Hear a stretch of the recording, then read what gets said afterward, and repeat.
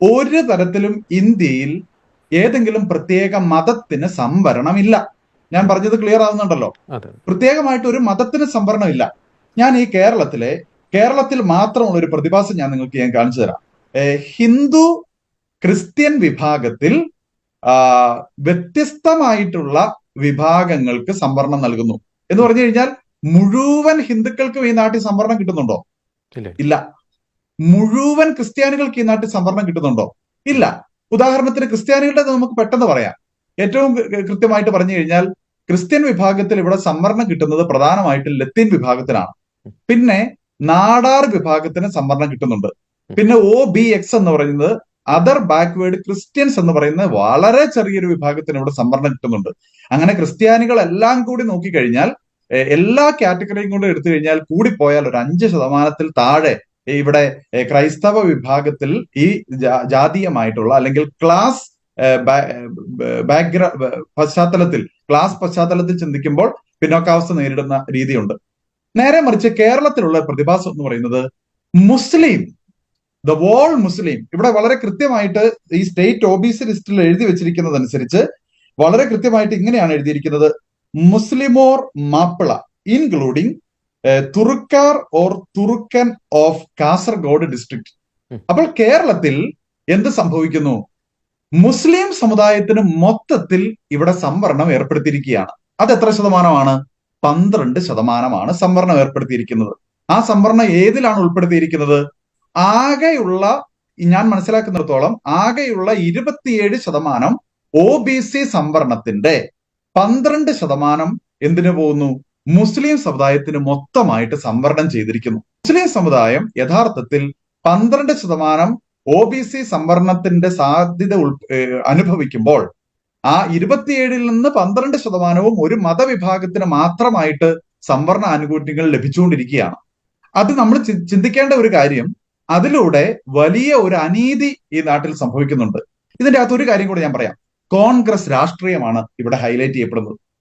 2025 April 9 അഹമ്മദാബാദിൽ ചേർന്ന അഖിലേന്ത്യാ കോൺഗ്രസ് കമ്മിറ്റിയുടെ AICC-യുടെ റെസല്യൂഷൻ, അതിന്റെ പേരെന്ന് പറയുന്നത് ന്യായപഥ് എന്നായിരുന്നു. ഈ ന്യായപഥിന്റെ അകത്ത് പ്രധാനമായിട്ടും പറഞ്ഞു വെച്ചിരിക്കുന്ന 3 ആവശ്യങ്ങളുണ്ട്. അതിൽ ഏതൊക്കെയാണെന്നറിയോ?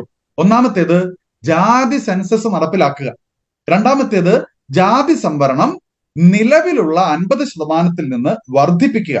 3 ജാതി സംവരണം സ്വകാര്യ മേഖലയിലേക്ക് വ്യാപിപ്പിക്കുക. എന്തുകൊണ്ട് കോൺഗ്രസ് ഇപ്പോൾ ഈ കുറച്ചു കാലങ്ങളായി ഈ ജാതി സെൻസസിന് വേണ്ടി മുറവിളി കൂട്ടുന്നു? അതിന്റെ പിന്നിലെ പൊളിറ്റിക്സ് എന്താണെന്ന് നമ്മൾ മനസ്സിലാക്കണം. അത് ഇവിടെയുള്ള ഒരു ഹിന്ദുത്വ പൊളിറ്റിക്സ് ഉണ്ട്, റിലീജിയസ് പൊളിറ്റിക്സ് എന്ന് പറയുന്ന ഒരു ആശയമുണ്ട്. ഹിന്ദുക്കളെ എല്ലാവരെയും ഒരുമിപ്പിച്ചു കൂട്ടാൻ BJP എന്ന് പറയുന്ന സംവിധാനം പരിശ്രമിച്ചുകൊണ്ടിരിക്കുന്നു രാഷ്ട്രീയമായി. അതിനെ ഓവർകം ചെയ്യാൻ എന്താണ് വഴി? ഒരേ ഒരു വഴിയേ ഉള്ളൂ: ഹിന്ദുക്കൾക്കിടയിലെ ജാതി വേർതിരിവിനെ ട്രിഗർ ചെയ്യാൻ. ഹിന്ദുക്കൾക്കിടയിലെ ജാതി വേർതിരിവിനെ ട്രിഗർ ചെയ്യുമ്പോൾ എന്ത് സംഭവിക്കും? ഒരു മതവിഭാഗം എന്ന നിലയിൽ ഹിന്ദുക്കൾ ഐക്യപ്പെടുകയല്ല, മറിച്ച് ജാതീയമായിട്ടുള്ള വേർതിരിവ് ഉണ്ട് എന്നത് വീണ്ടും ഹൈലൈറ്റ് ചെയ്യുന്നതിലൂടെ ഹിന്ദുക്കൾക്കിടയിലെ ഐക്യം അനൈക്യമാക്കി തീർക്കുക. അതുകൊണ്ട് VT ബൽറാം ഇത് പറയുമ്പോൾ ഒരു കാര്യവും കൂടി പറയണം. കേരളത്തിൽ നിങ്ങൾ ശ്രദ്ധിക്കണം, കേരളത്തിൽ കഴിഞ്ഞ ഒരു 3-4 വർഷമായി SDPI എന്ന് പറയുന്ന രാഷ്ട്രീയ സഖ്യം പറഞ്ഞു നടക്കുന്ന ഒരു കാര്യമുണ്ട്: സംവരണം ജനസംഖ്യാനുപാതികമാക്കണം.